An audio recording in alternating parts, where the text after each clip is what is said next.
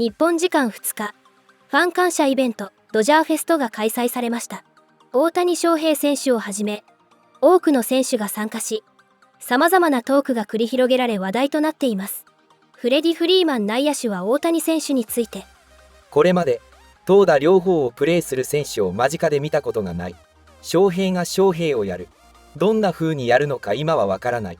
ただ毎日彼を見るのが楽しい。今彼は状態が良いようだ。50本塁打50盗塁をまたやるかはわからないけど、どうやって打って投げるのか想像できない。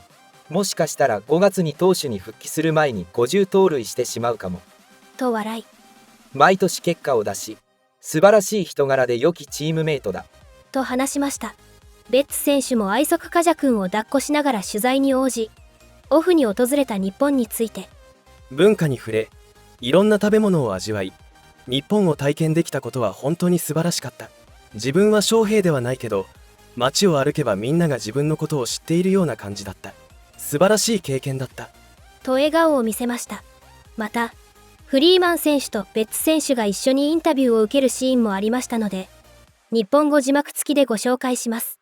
All right, so I didn't play the game, obviously, like all these guys did. So I'm like all the fans. I've watched highlights of the World Series. I don't know how many hundreds of times. I've probably watched Freddie's home run 6,000 times, and I pick up something different each and every time, whether it's Mookie leaping into the air, running around the bases, or your Statue of Liberty and fans hugging each other in the stands.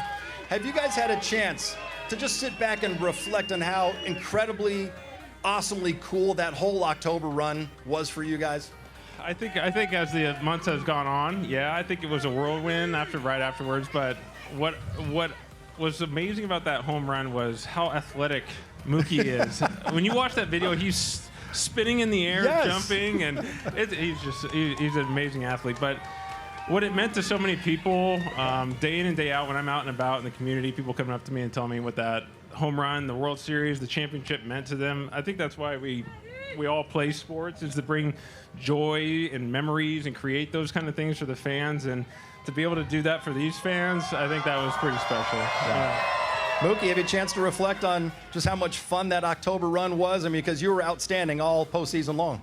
Yeah, you know, like the thing that kind of stood out the most was I remember taking live BP right before the Padres series.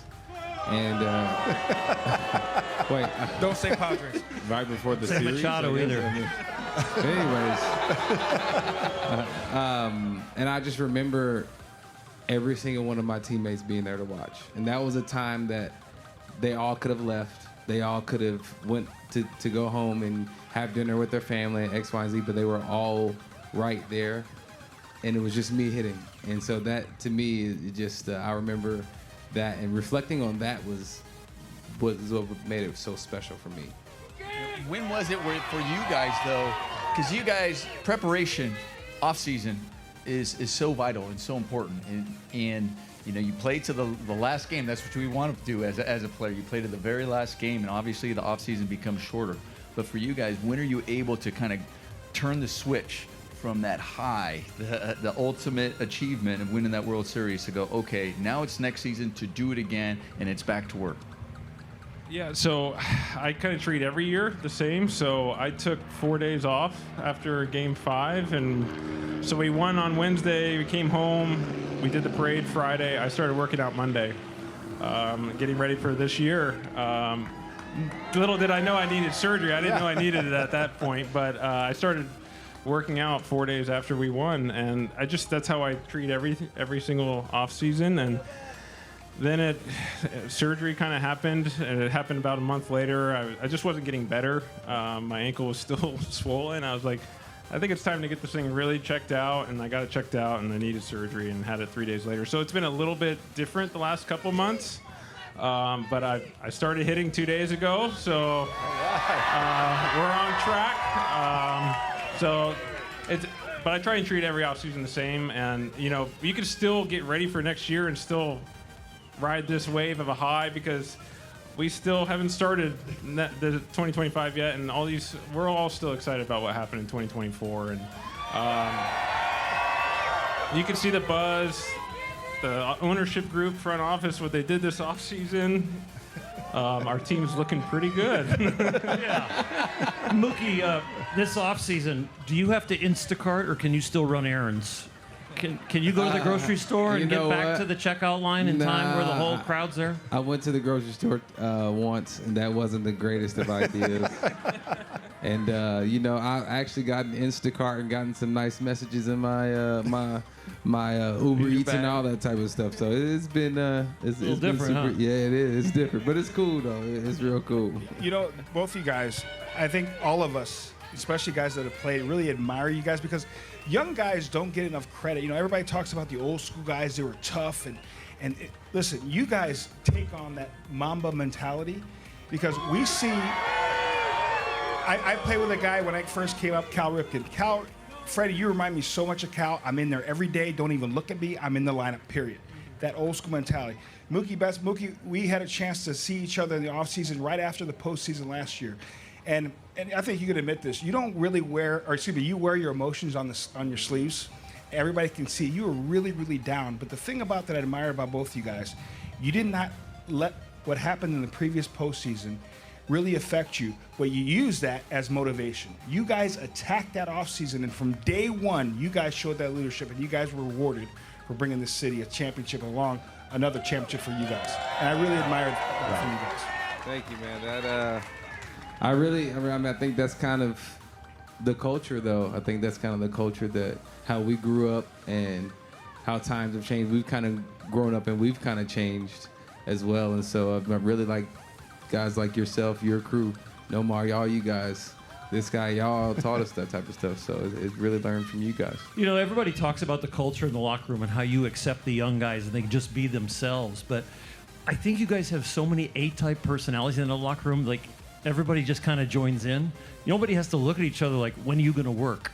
Yeah. They're all working. I would say, like, it's really, to that point, it's like everybody is a leader, but in their own space. Like, you know, Miggy really kind of controls the team. He's a vocal leader, and Freddie is like the leader that you're going to his point, you're going to put him in the lineup every day no matter what. I'm the leader that I work hard. I work all day. And then we have guys that just kind of lead in other ways, and it's just great for a young guy to come in because you can look around and see 4 or 5 different guys to learn from, and so I think that's why the culture is so good being a Dodger. I think I could piggyback on the culture part. I think, obviously, when I came into the league, it was old school when you guys obviously played. But then you look at Miguel Rojas, who's number 11, and he just gave his number 11, a 13-year veteran, to a guy who hasn't played in the big leagues yet. I think that's a testament to what has been created here. And I don't think when I first came into the league, there was not a veteran guy is not giving up their number. And I think that's just the you can have great players, but when you have great players that are good people and care about winning as much as possible, like I just did the luncheon with Mick, and he was like, I want Roki to feel as confident and just loved by the minute he got there, and he gave his number. He doesn't want anything in return, and I think that culture is what we kind of built around here, and it makes everybody want to come be here and play with the Dodgers, and I think everyone sees that, and then our ownership group and our front office brings everybody in. Freddie, I have a strange favor to ask, because every time we're doing a post-game show and we have somebody hit a walk-off home run or walk-off base hit, Jerry likes to turn to me and he'll say, ever have a walk-off homer in the show, John? And I'll say, no. And he's like, it's a good feeling. So can you just turn to Jerry maybe and say, you ever have a walk-off grand slam in the World Series? It's a good feeling. Have you ever had a walk-off grand slams in the World Series? Never. All right. It's a good feeling, I'm sure. It is a good feeling. We got about 20 seconds. Okay, you read everybody's Wikipedia page, so when they get to first, you have something to talk about? No, but I do try and talk to people. I know some people, I try and pick them off too, keep them talking and maybe get a pick, but I like to talk to people, so Mookie's going to be in shorts, so he's going to be talking to everybody. Freddie Freeman, Mookie Betts, Dodger Fest 2025. Thank you so much for joining us today. この日、米放送局スポーツネットロサンゼルスでは大谷選手にインタビューを実施しました。1月にはロサンゼルスが山火事に見舞われ、大谷選手も避難を余儀なくされ、自宅からも被害の様子が見えたということです。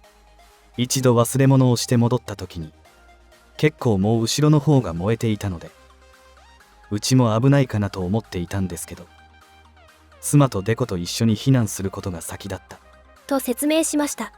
避難については2週間くらいですね。今はもう戻れて空気もいい状況と話しました。その期間の練習について問われると、ちょうどその時僕インフルエンザになって寝込んでいたと告白し、一時練習ができなかったと語りました。ご視聴ありがとうございました。これからも大谷選手のさらなる活躍から目が離せません。チャンネル登録と高評価をよろしくお願いします。皆様からのコメントもお待ちしております。